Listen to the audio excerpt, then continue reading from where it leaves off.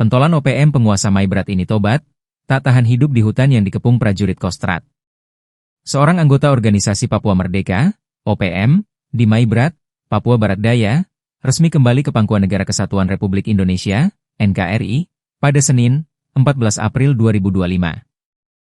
Kembalinya anggota berinisial YSA ini menjadi salah satu bukti keberhasilan TNI menciptakan situasi damai di Papua. Kepulangan YSA, yang sebelumnya tergabung dalam kelompok bersenjata pimpinan Z-Fatem, dipicu oleh tekanan internal dan kondisi hidup yang semakin sulit di hutan. Perpecahan dalam kelompok serta dominasi wilayah oleh Satuan Tugas Pengamanan Perbatasan, Satgas Pantas, Mobile Yonif 501, by Kostrad turut mendorong YSA meninggalkan perlawanan bersenjata dan kembali ke NKRI. YSA mengikuti prosesi pemutihan di TK Fuok, Maibrat, yang dihadiri berbagai elemen penting, termasuk aparat pemerintah daerah, tokoh adat, dan tokoh masyarakat. Acara ini menjadi simbol penerimaan dan dukungan terhadap proses reintegrasi mantan anggota separatis ke dalam kehidupan masyarakat sipil.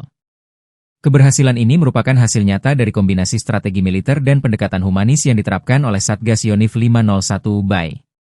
Selain menjalankan operasi ofensif untuk mempersempit ruang gerak kelompok separatis, Satgas juga aktif membangun kepercayaan masyarakat melalui berbagai kegiatan teritorial, seperti pembangunan jembatan di Kampung Fuok serta pelayanan kemanusiaan lainnya.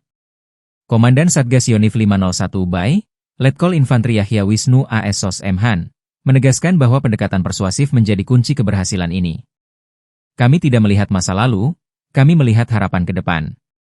NKRI terbuka untuk siapapun anak bangsa yang ingin kembali, ujar dan Satgas dengan tegas.